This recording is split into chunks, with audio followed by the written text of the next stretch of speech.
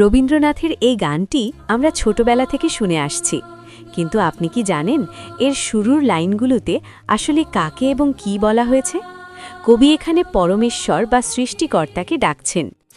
আনন্দ লোকে মঙ্গলা লোকে বিরাজ সত্য সুন্দর, অর্থাৎ ঈশ্বর কোনো ভয়ঙ্কর রূপ নন, তিনি পরম আনন্দ এবং মঙ্গলের আলোয় সত্য ও সুন্দর হয়ে আমাদের মাঝে বিরাজ করছেন।